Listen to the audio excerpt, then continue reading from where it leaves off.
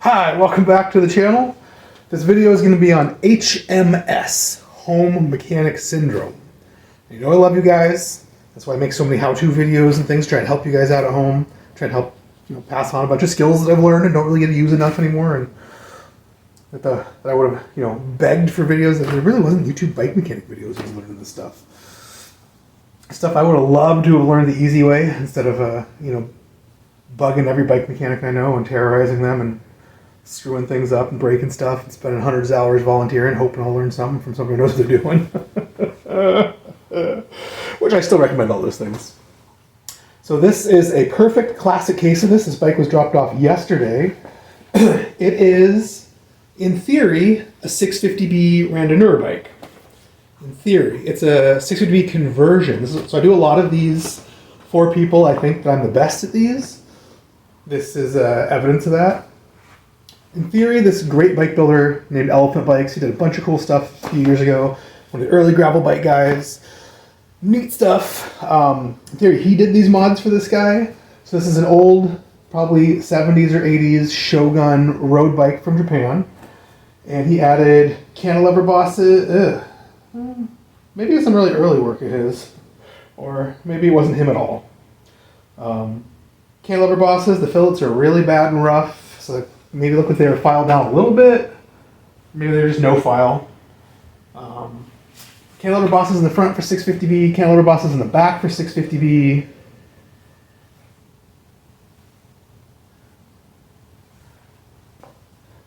You might add the shift bosses. I don't know if those were there before or not. It looks like he definitely added some full-size cable routing bosses on the fork, probably for a dynamo. They're very, very big. Some big barrels on the front for maybe a lowrider rack or something. I'm trying to see if there's anything else obvious. I bet that pump peg was on here. My favorite braze-on is a threaded water bottle boss down here in this bridge. So you can just run a bolt in for your fenders. Instead, this has a zip tie around it, or you'll try and put a bolt in there, you try to get a nut. You can't try to get the nut behind in this little crotch of the bottom bracket and the rear bridge. It's impossible. It's still got the 3 cable guides on the top. I hate those. They tear your pants. You land on them. I almost always, if I can talk the customer into it, if I'm doing it for myself, I just do everything right. If I talk the customer into it, I get rid of these guys and put a set of split stops on pretty low down the tube, not on the very bottom, but just a little bit up, just so you won't catch your pant leg when you hit them. But so the cable routing is still good. If you do the bottom, the cable will become too tight around here to be on the bottom. So just a little bit also be hidden from view, but low where you can't feel them. So you set of split stops there. All this extra housing also makes your back brake mushier. The back brake's always mushier because the cable's longer, but everything you can do to stop it from being mushy is really the way to be. He might have added these rear rack mounts. They're a real blob, just a ton of filler around them. It doesn't look like they were done professionally in a shop back in the 80s from a guy who did, just sitting on the assembly line doing 700 of those a day, just barely touching them with the brass because he wants to save as much material as possible. These old bikes, man,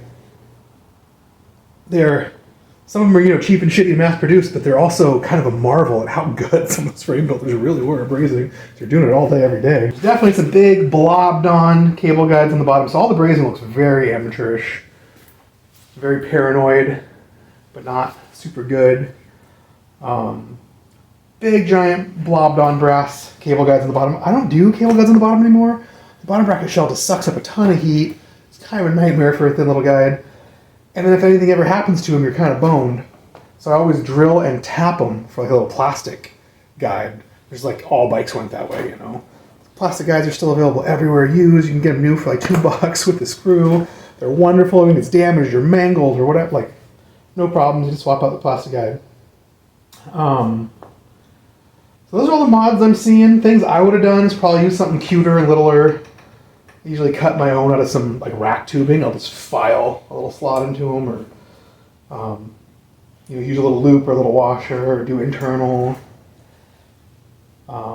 He might have added bottle bosses. Who knows if this is old enough? It's probably new enough. Probably would have been 2 sets of bottle bosses. I don't feel the factory little stop that's usually brazed on for clamp on, so these are probably from the factory too. Basically use my 4-finger method pretty good. So I probably would have put a threaded eyelet up here for the fender, threaded eyelet down there for a fender. I like doing a pump peg on here. I like to throw in the threads right here so you can put an actual barrel adjuster in for the rear cable stop. I always think these bridges from the factory are like, they're just like the cheapest steel and they're crazy flexy, make your back brake flexy. Oh, he probably added this. This thing probably did not have candies from the factory. Probably? But who knows? It looks like a road bike. It might have been a touring bike. So I don't use these. I use them like once. I'm like, nope, those are flexy. Oh yeah, the brazing's a little big and blobby, but it's actually kind of better, so it's hard to tell if he added it on or it's from the factory. So if I usually do these, I will make them out of actual rack, like chromoly rack tubing, and I'll always put a threaded boss in, so you can actually have a barrel adjuster there. So that's some of the weird stuff I noticed. Then it's probably powder coated or maybe painted. I'm using a white paint pen to kind of lug line it and stuff. He said it came with these fenders. They fit kind of poorly. They're like almost like they're a size too small. And like I said, there's just a zip tie, broken hardware, missing hardware. These are cut off with bolt cutters. So those are razor sharp on the end to scratch you or cut your ankle one day. The front had to be pinched in like crazy. This fork is too narrow for a 650B conversion. It is just too narrow. I'm surprised that front isn't rubbing the tire as it spins. Oh, I hear it. It's definitely rubbing the tire as it spins. So that is a no-go. You can't just pinch stuff that doesn't fit because there's stuff on the inside. So I'll probably have to pull this open too wide and then maybe take a half-round file and just file the inside of those fenders a little bit so they don't rub the tire. He also said, like, he went to Bike Farm, which is like the local nonprofit. They have volunteers to help you fix your bike, and sometimes stuff comes out pretty okay, but it's all volunteers, and some people really know what they're doing, and some people really don't, and weird stuff happens. They put some really cheapy brakes with like no adjustability on them. It's old Diacomps. They're probably fine, or the springs are probably dead. I told him I'm probably going to change these brakes out for something with some adjustability. Maybe I might play with them for a minute. That's just all wasting time. So he has a budget of up to $300, which sounds like a lot, but it goes away real fast if you start having to replace some parts and doing things. So I might mess with these. I've definitely messed with the brakes here. I can't get the brakes to work. So I think that's probably more of an issue of not really knowing how to set up cantilever brakes. I'm going to get this thing to shift. He's got some used Velo Orange cranks on it. Ooh, the inner ring's a TA ring. They upgraded the inner ring. 48, 32. I think the inner rings on these are stock were 36 or something. This front derailleur is totally dead. See all that wiggle and play? All these pivots are totally worn. This will never shift. The arm also sticks right up and touches the fender, so there's not a chance to shift the outer ring. That's probably all right for friction. It's got the Suntour real power ratchet friction shifters. These are the prettiest, best power ratchet shifters ever made. They're little, they're cute, they're all silver. They almost look like the Rivendell silver knockoffs. The Suntour, I think, actually has a bigger ratchet on the inside with more teeth. I've always liked them better. But yeah, these shifters are amazing. I love them. I sold these for top dollar when I used to be able to get sets on them. The shifters are probably good.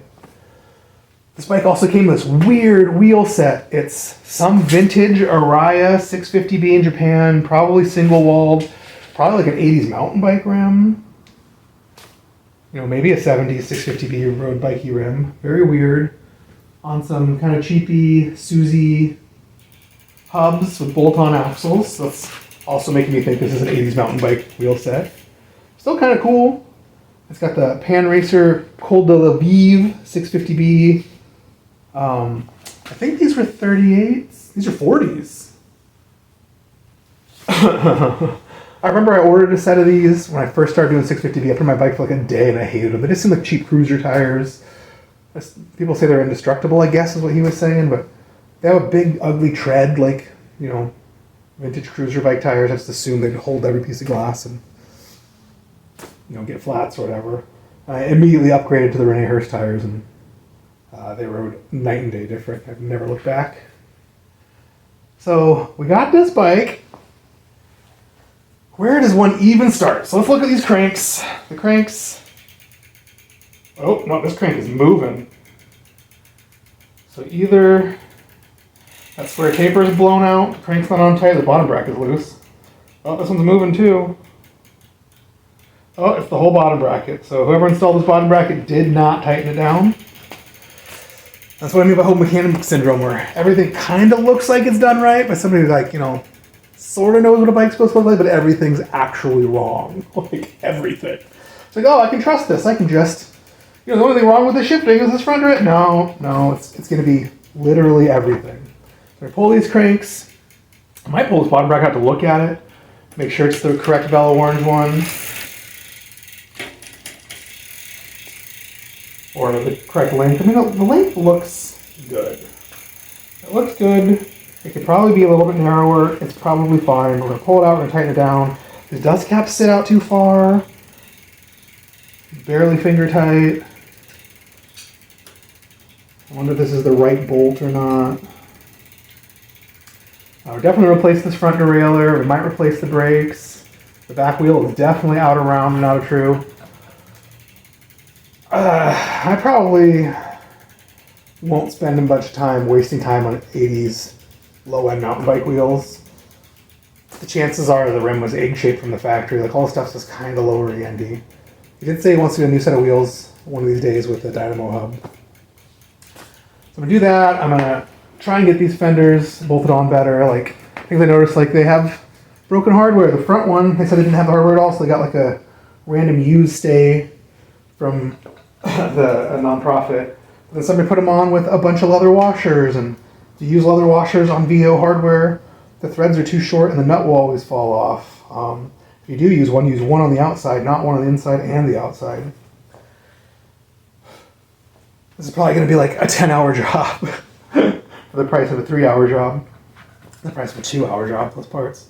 I'm going to try and save as much money and time as I can, other than blabbing on this video. But I guess let's get started.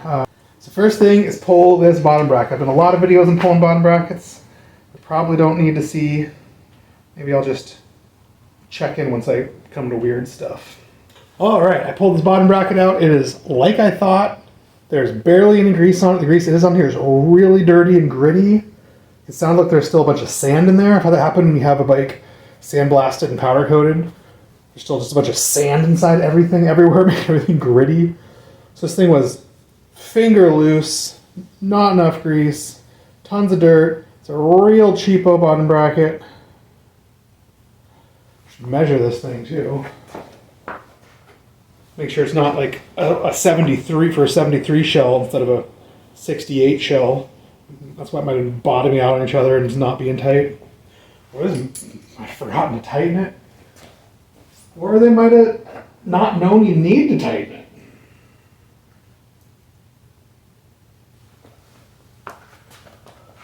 Measured it in the handy dandy calipers, taken it to a ruler. Yep, so I'm at 73. So this is like only good for a 90s mountain bike. Unless this thing's magically 73, which there's not a chance. Nope, it's 68. So this bottom bracket is physically too big to fit in. In theory, sometimes on some bikes, this cup's extra deep in a special way to where you can put this in and just thread this side all the way in. So it's threaded in several millimeters into the frame. This is a mountain bike bottom bracket. It's no bueno. It's outside out. I'm betting it's way too wide too. Yeah, it's like a 122. I think this bottom bracket's for like a 118 or a 116 for these cranks. So there goes a big chunk of his $300 already we weren't expecting. He just wanted the brakes upgraded, the fenders installed, and the bike to be able to actually shift and stop. It's not the way it works in the home mechanic syndrome. It's everything. Everyone always asks me to get a deal. Like, can I just throw my bike together and bring it in and you just do the final adjustments? No, because it's rotten to the core. You gotta pull the whole thing apart. It's actually more work if you do that. Pull the whole thing apart and then install it correctly and swap all the parts that you've already paid money for. So just had me do it. I would have just sold you the right part in the first place. You have to save this money and that time and effort. So So that's what I have to say about doing something right. Not that I'm trying to talk you into taking everything to a shop, but at least watch a video on how to do it. Or 2 or 5 until you understand it. Think you can do it right. And everyone always hates it. They always love it when I say, oh, you did this video without using a bunch of specialty tools. I love it. I hate specialty tools. That's cool sometimes, but sometimes you gotta buy those specialty tools or find, there's like Bikeus in Tucson, Arizona. There's like the Bikerwave and the Bike Kitchen in the Bay Area. And there's Bike Farm here. And like there are nonprofits. Some of them are bikey. We have a lot of like tool libraries. I bet they have a bunch of bike tools too. I have found really cool, rare, weird bike tools for super cheap pawn shops a few times. Like, look around. Sometimes on eBay, you get a lot of tools. You can get like $500 worth of tools. The guys sell them a whole lot for like $80. Like, $80, but it's a lot of tools. If it's all good, modern, normal stuff that you're going to use instead of just totally obsolete stuff, which is hard to tell if you don't know. But there's a good chance you can get all the stuff. You'll have a bunch of stuff you'll need, and you can resell a bunch of it if you want. But never sell tools. I regret it every time I do it. Don't do it. Tools don't cost you money. They make you money. Do your repairs for your friends, too. Save money by not going to the shop and spending a bunch of money on simple repairs you can do yourself. All right, I'm going to spend a half an hour digging through my bottom bracket collection to find one that's the right things. Okay. Luckily, I had a 118, is what I wanted. Used Shimano bottom bracket. Sitting right on the counter with the matching non-drive side cup. I pulled out a dead frame yesterday. Wiped it all down, got it installed, nice and tight. There's no play. It's smooth, no play. I actually want sealed cartridge bearings to feel a little bit tight and gritty. So it's probably got higher miles on it, but it's still not dead. It's a 118 instead of that 122. It's, oh God. It's outer rings, it's barely noticeably out around. How's the inner ring look? It's fine. Got it all on, got everything greased, cleaned, tightened back down. Cranks are now set. Came to look at these brakes. The back brake looks a little bit high, probably fine. Front brake, look, I don't know if you can see it in the camera, it is insanely low. It has to be pointed like straight up into the air to hit that rim. These brakes are all loosey-goosey. They're kind of clean, they're low end, they're junk, they're worn out. Even though they look like they're in good shape, no adjustability vertically, cannot use them. So I like, you know what I didn't do that I probably should have? Measure the width between the brake posts. We're gonna need modern brakes. These rims are wide, and also modern brakes need a much wider canny post and usually a little bit lower. So this is 80 center to center. That's exactly what I like. That's great. This front one is 70 center to center, and it is a 60 millimeters axle to canny. That is way too low. My minimum I do is 62, not 62, but like 262. Yeah, 262 is my minimum number for modern brakes. It's way too low for these old vintage brakes. They need to be like 270. And the weird thing is the rears are 272.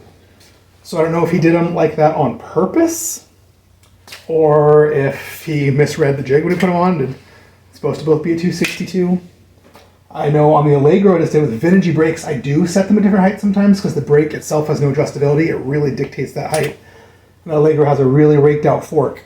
So that sort of changed everything too. So sometimes you put them on wrong on purpose. Sometimes you put them on wrong not on purpose. I think this is not on purpose. So we have to replace both these brakes. I do have a few sets I'm looking at.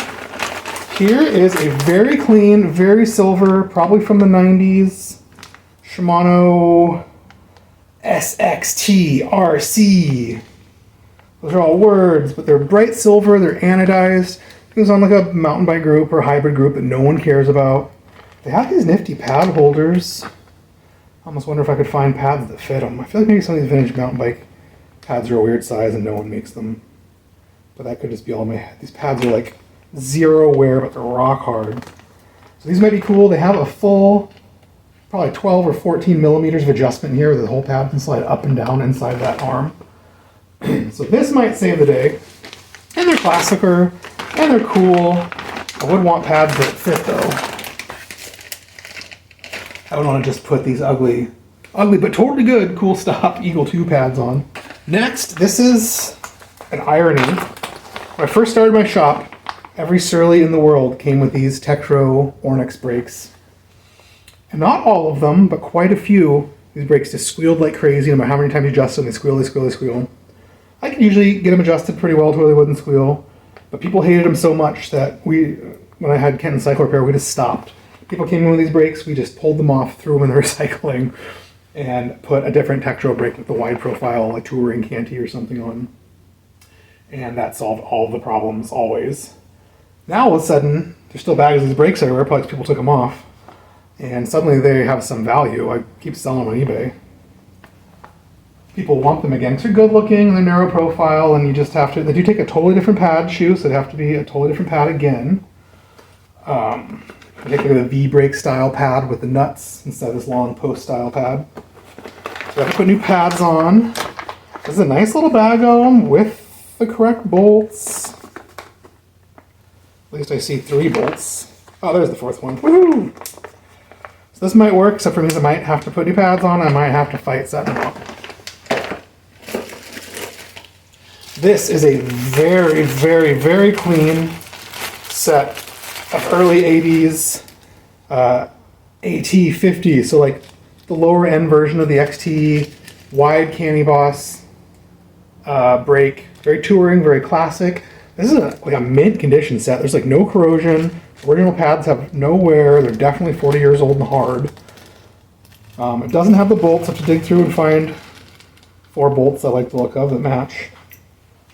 These are kind of a nightmare to adjust and set up. They do have some adjustability, probably about a centimeter, probably a lot less than those Tektro ones. They are the post style pad with a non-replaceable hanger, so I can easily slide this pad out and put it into these brakes. And then, you know, wouldn't have to throw away his $40 worth of pads.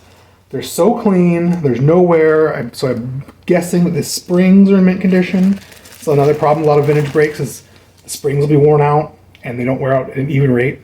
So like you can't center them or get them set up because one spring's just completely dead. The other one's like only half dead, so it's always pulling and rubbing your wheel. There's no sort of adjustability on vintage brakes. So one trick for that is this cheapy hanger. So it's just like this little aluminum triangle. It's got a cable pinch bolt on the top, but if you see the front, it's got 2 little pinch bolts here. So you get your brakes on, and if you just fighting your brakes, there's nothing you can do, and it always wants to sit over, and you just can't get adjusted so they're centered on the rim and hit equally. You put one of these guys on, pull it down this straddle cable. Like imagine it's all sitting weird right here in the center. Just pull it off kilter a little bit until the pads actually sit centered and the brakes hit centered. And just tighten this little pinch bolt against the straddle itself. It'll always hold it slightly off center so it can actually be correctly on center. You're like, 2 wrongs do make a right in this thing. Tektro made these, they came with a lot of brakes. I think Originate makes them now. You can get them on eBay and stuff. Guys will sell vintage ones or new old stock ones for 50, 60 bucks. You can still get these for like 13 bucks. So look around, you'll find them. They are magic. And don't buy a cheap knockoff. This one has like all the correct hardware and washers that spacer it out in the middle to pinch the bolt and tighten down. And they're not weird and goofy. They don't slip. They're easy to adjust. Buy an Originate or Tektro version. So I want the brakes to all match on the bike because that's the way I am. I'm matchy-matchies. So I'm going to have to pull this rack off, pull the brakes off front and rear. And since they're at such drastic different levels, I'm going to have to try all these brakes on here with the pad to make sure I can get them up and to hit the wheel safely and correctly on not just the front or the rear, but both. And that could be a bit of a trick. Oh, I am almost 3 hours into this build. I charge $100 an hour for labor. So that seems a bunch of little parts. His budget's $300. So I'm already way over, and I still haven't addressed the headset, which he wants me to do, the back fender, which I want to do. The front derailleur is totally dead. But let's look at what we have done so far. So we did the bottom bracket. A minute ago, got the cranks on, greased, everything's correct. The fender, so I took the fender off. I found a Durema and had to grind it down. There's not a lot of room in there. So I had to cut a few threads off the bottom of the Durema, and the Durema goes on this front bolt, which will be replaced by the Nitto Rax bolt, which is a whole other thing. I cut away big chunks out of this fender so it no longer is rubbing on the inside of the fork blade. And that is not only for clearance, the tires not to be rubbing that chunk of the fender. It is also because anything you have metal on metal, the whole reason everyone wants leather washers and everything, the whole reason leather washers exist is so you have metal on metal. Because as you move and flex and stuff, go creak, creak, creak, creak, creak. So I cut this all out so nothing's touching, nothing's gonna creak. Put the thinnest washer I could underneath the fork. The thinnest, it's actually a piece of thin textured plastic that someone has cut their own washers out of for the diorama. They usually come with like a thick rubber one. Didn't want to do that. I used this thin plastic one just to keep it from creaking. This Honjo stay was totally the right length. I found the correct cups. This thing just had a leather washer on here instead of the little diorama cup. So I found the diorama cup, took the leather washers out of the inside and put on just a washer and a lock nut. And as you can see, it's hanging out and the threads poke through that lock nut. Before we had it so the lock nut, the whole thing is the nut plus has an extra little white ring in there, or blue ring sometimes, of plastic. So as you put the bolt through, it cuts into the plastic, heats it and stretches out of the way and cuts. And then as it cools, it reshrinks. And now that plastic is like a lock. It won't let this nut ever back out on its own or come loose. So you need a thread poking through that lock nut. You really need to use lock nuts. I know a lot of Honjo fenders come with all sorts of weird hardware and the old style split lock rings. A lot of star washers, which I am kind of a fan of, but the split lock rings, no way Jose. I saw a YouTube video, I used to be obsessed with hardware, I'm still obsessed with hardware. I saw a YouTube video from a machine plant that makes nuts and bolts and puts them on a giant vibrating table, so it just vibrates against them constantly. And lock nuts come loose faster than using no locking mechanism at all. You do want to use washers, it distributes the weight of the head as it tightens down, it lets it actually get tight enough. So washers are good, split lock nuts are junk. I don't like using, here's a bunch of washers underneath this little R-clamp on the fender. I don't like using those because, especially on Velo Orange, they can actually stretch that R-clip out and all of a sudden the stay just pulls right out real easy peasy. The R-clip's suddenly not the same size as the stay, suddenly it's slightly bigger. So no matter how tight you get it, it's a little bit loose. I usually don't do that, but it's already been done. That's another thing I found about this bike that I'm really mad about. H.M.S. syndrome, maybe H.M.S. frame builder syndrome too. But the eyelet, this eyelet was added on to this dropout after the fact. The blobbing's big and bubbly and way too much brass like all the rest. It's probably the same frame builder as the rest of the mods. But it's way too close and this thing is hitting this axle nut.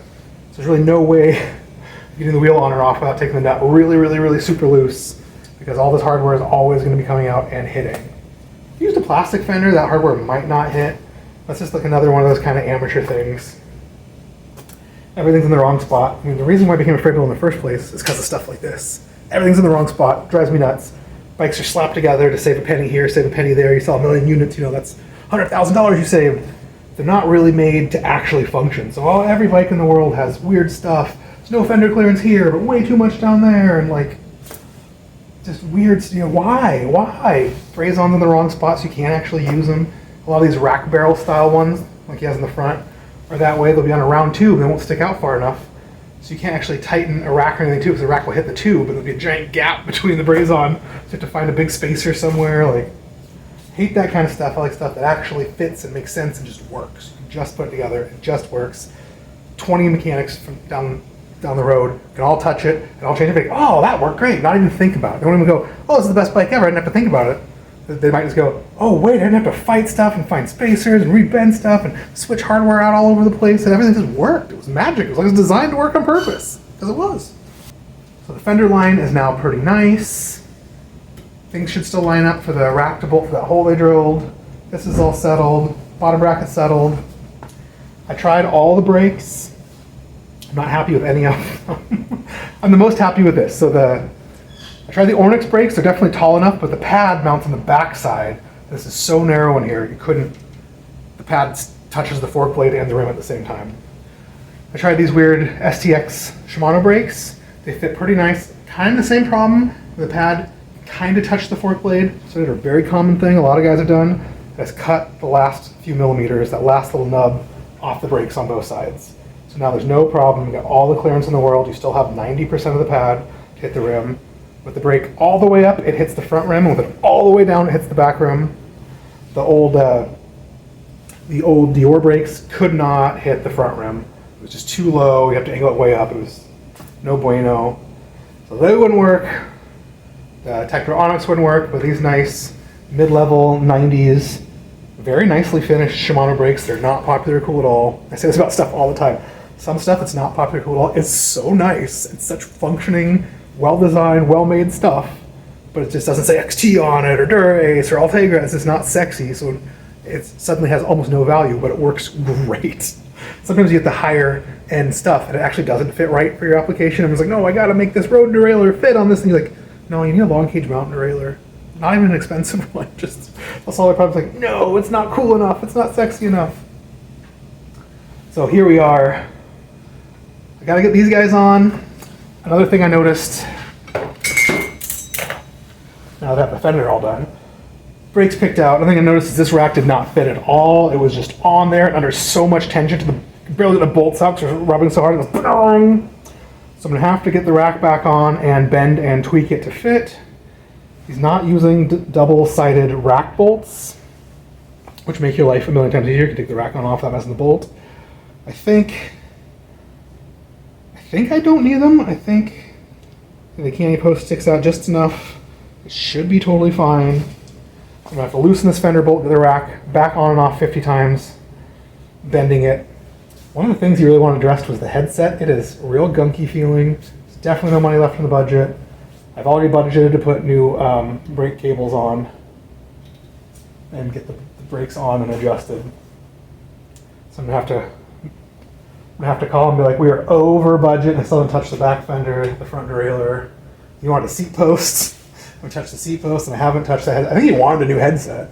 So a new headset's gonna be $30 to $100, depending on which one he wants, or more. So it's a Chris King or something, and $50 to install. I mean, that's already, there's a third of the budget right there. There's just no room.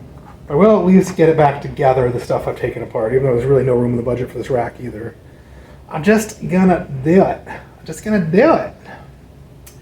So I'll check back in when this is on and the brakes are on. And I'll double check on my math on that budget, and then I'll probably give the guy a call and be like, I know the headset was something you wanted, but it is way out of the budget for now. See if he's willing to go a little bit higher. I'll get the rest of it. I haven't even taken the back wheel off. I don't even know if there's anything sketchy going on back there yet. But, oh, it's another thing I found, like, as I was saying, where is you is, where is you ain't. But literally every single thing I've touched is totally wrong. So I just can't start touching more stuff without approval for the budget. Even this cable hanger thing. Cable's out. This cable, I think, stainless. I think the back one was definitely galvanized. It has to go. It's a shame I had to cut this one, but it's already mangled and the wires are breaking apart everywhere. If you have a dent or a ding or a kink in your cable, your brakes will always be spongy and terrible. You can't use it. You know, if you haven't started fraying and stuff, it means this thing's already starting to break. You can't use it. Gotta be replaced. But yeah, the cable's going through the front, the bolts and nuts on backwards, the cable's going through the front, all mismatched hardware, like everything is wrong. These things are like $3.99 brand new. Don't break one, mismatch a bunch of weird shit. Sure, I have some nice ones, or I might even use the Tektronix style ones because I like them. Because this brake, I don't think has any adjustments, so if the springs are a little funky, I'm gonna have to dip in another 20 or 30 bucks into my stash. We're gonna be at like 400, and he said 300, and I haven't even done half the stuff he wants, so sorry. But it's all stuff that had to get done. It's not rideable without the stuff getting done. So that's where we're at now. I'm gonna get this on, I'll check back in, and then I'm going home for the day and email him a bunch of stuff, and hopefully he approves it and I can work on some tomorrow. I'm also planning on picking up some fork blades and stuff from Frame Builder Supply. The guy's buying this vintage new old stock track frame I have, and he wants me to build a custom fork for it to match, because the forks are impossible to find. I'm gonna charge 450 bucks for a brand new handmade nice one versus buying a beat up old used one with shitty chrome for probably 450 or 500 bucks on eBay anyways. So I have to go to Frame Builder Supply before they get out of there at 2 and pick up that stuff, and then I'm hoping Saturday, if I'm real smart and lucky and don't screw anything up or freak out about stuff, I'll probably get that fork built. That'd be nice. Check back in a bit. But like I said, I keep assuming things are right, and I'm always wrong. It's got H.M.S. This is not, I want to say the worst case I've ever seen. It's not. This is a pretty normal case. I got the front brakes on and bolted on. I got the rack bolted on. I used a little spacer back here because it was so thick in here, I couldn't get a wrench in past this fat headset. Got all bolted on, had to bend these guys a little bit. So everything lines up now. It does look like it did pull the fender up slightly in an ugly way and probably bent it over, so I might end up grabbing it and trying to bend the rack a little bit. I might end up putting a bigger spacer underneath the fender, keep the fender line good, so I am done. I got the back brakes on, and I ran into another H.M.S, really home frame builder syndrome we're talking about, as well as home mechanic syndrome. I have to have this pad towed like all the way out for it to actually towed in when it hits the rim. This one towed all the way in, and it's actually still towed out. So I think these rear candy bosses are on maybe a little crooked. Not really familiar with these brakes. It's pretty normal. I tried flipping the hardware around to see if that changed it. It doesn't. So that's going to always be an issue on this bike. It's probably fine with frictionless rear derailleur. I'm trying to talk them into let me replace the front derailleur with something good. Make them. Try and talk them and let me replace the rear derailleur with something good too. It can match. Oh, yeah, the last thing was, I'm like, I gotta leave in 10 minutes. I don't know, I'll start looking at brake cables. So I'm gonna replace this. I've already had to cut these wires and it's too short. Look at this housing. Look how short this is. Once this is sucked up under the bars, this housing is quite literally at minimum 1 full inch too short. You can see it's absolutely hanging out. Cannot fit and work. I'm probably gonna make it at least 2 inches longer so we can come up and have a nice gradual bend into this. So it's not all crunchy under here. The rear, if you look, is also, it was set up, so it's slightly too short as set up. Can't even turn it because you're grabbing the headset. It's gonna like, so tight, I can't even pop out of that one. So it's gotta be taped up under the bars. So not only did I not budget for new cables and housing, it absolutely 100% needs new cables and housing. Oh, these are all mangled a little bit. People landed on them with their pubic bone. It's all super tight. Yeah, of course. I need like 5 more inches, bro. You gotta come forward, my dude. There we go. Oh, that's the one's really frozen. Oof. Yeah, so you need to be able to turn this bar without having to like get down here and grab this other cable and put your front brake on because it's so tight it's pulling against this cable. I need another, so the front was like 2 inches too short, the back's like 5 or 6 inches too short. Gotta remember all the stuff to put in the email because we're gonna be 100% over budget and haven't touched the back fender or the derailleurs at all. Still gotta mess with this. Get a little bit more. Oh, that's something I want to show you. This fender is installed with washers, spacers. Makes no noise. Here's the back one. You hear it all rattling down. Something's loose in here for sure. This is just zip tied on, so this is metal to metal. This thing is way too low. This needs to come all the way up. The back fender needs $30, $40 worth of labor, plus probably $5 or $10 in hardware minimum. Looking at another 50 or 60. The headset could be 50 or 100. Still wants the seat post. I still gotta find some of these that aren't mangled. And this poor guy. But this bike is a perfect example of home mechanic syndrome. You think something's gonna go all right because someone worked on it themselves, has it pretty close, and once you dial it in or once you're helping, every single thing's wrong, every single thing has to come apart. I literally charged $600 to build a bike up from scratch, bare frame, all the parts, $600 labor. I charge that for an overhaul too. I ought to charge more. Because something like this, you're like, oh, $600, but no, but I have to pull every single thing apart. Everything's wrong. So it's actually a whole bunch more labor to pull it apart and clean it, plus put it all back together correctly. But it's getting there. It's getting there. But yeah, this headset is so tight. There's something wrong in here. Probably missing a spacer, some seals on upside down.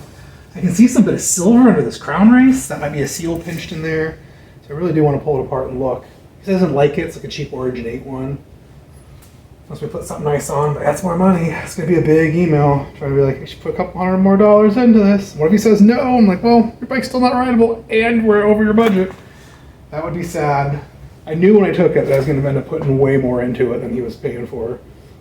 When he said $300, I was like, probably not. It's like, I only need a couple things, just the headset and just the brakes. Brakes could not work. Headset's probably exploding there. Cables and housing are all too short, cannot work. It's never just a couple of things. It's always the guys who can't do stuff always go, oh, it's easy, you could just do it. It's not easy, that's what I'm good at, because I know it's not easy. Anyways, that's my video for today on home mechanic syndrome and home frame builder syndrome. And I'll check back in with you. Hopefully he'll approve this, and I'll make a second video finishing it all up, and it'll be super cool. All right, thanks for watching.